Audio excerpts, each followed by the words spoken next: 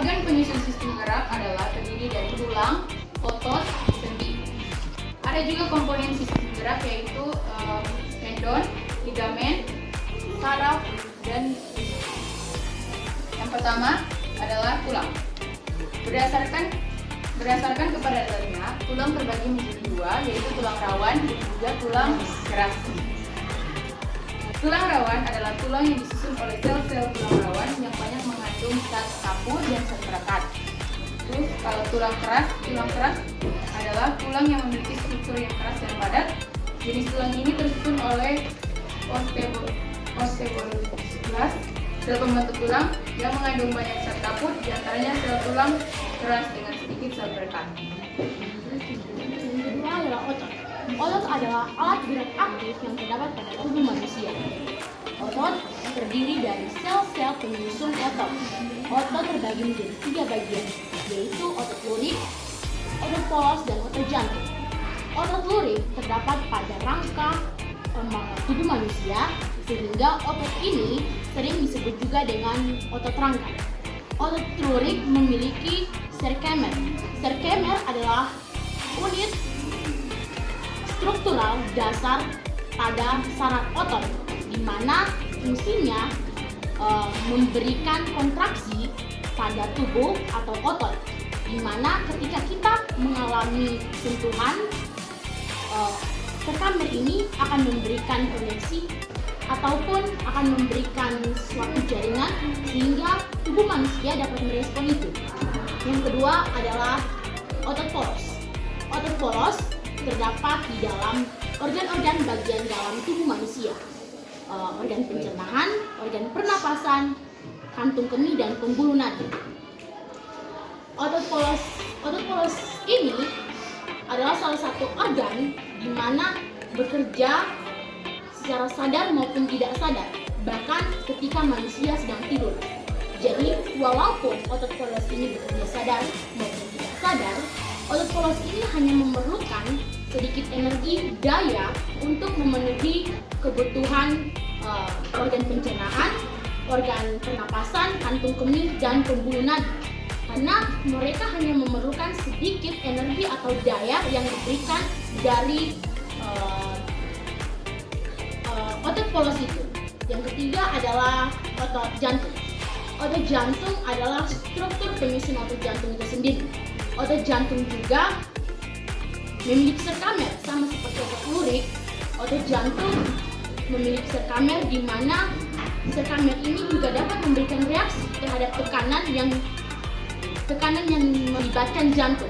Ketika kita mengalami tekanan di jantung, ketika kita mengalami tekanan di jantung, maka sarkamer ini akan memberikan reaksi kepada tubuh manusia, otot manusia, untuk melakukan reaksi itu secara cepat.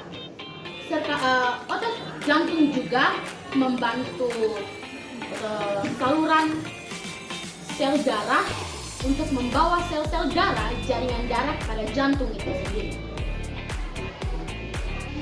Jadi teman-teman, ada macam-macam sendi. Yang pertama, sendi mati. Sendi mati tidak memungkinkan penggerakan sama sekali. Jadi untuk sendi mati ini tidak ada penggerakan sama sekali.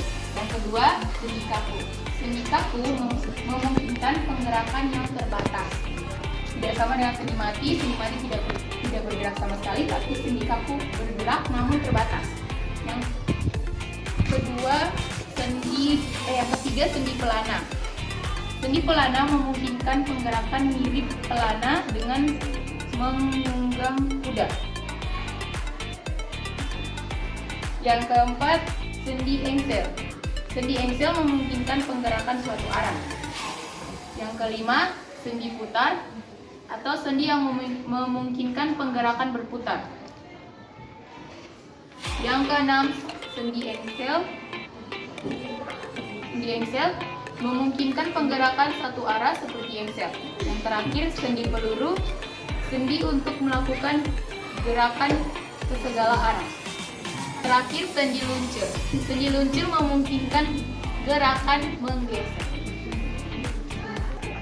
Menyerang sistem gerak dan cara mengatasinya. Ada berbagai penyakit yang dapat menyerang sistem gerak yang umum terjadi, yaitu yang pertama, penyakit Parkinson, distonia ataxia, myatemisia gravis, sklerosis lateral amyotrophic, kelainan tulang belakang, dan osteoporosis serta atrofi otot. Yang pertama, penyakit Parkinson. Kami membuka sesi tanya jawab pada teman-teman.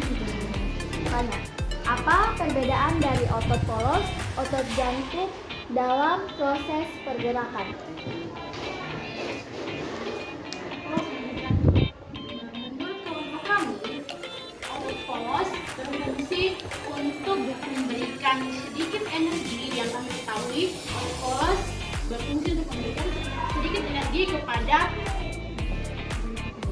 organ pencernaan, organ pernapasan, kantung kemih, dan juga pembuluh nadi. Sedangkan otot jantung dalam pergerakan, otot jantung berfungsi untuk mengatur, melambatkan, dan mencepatkan detak jantung itu sendiri.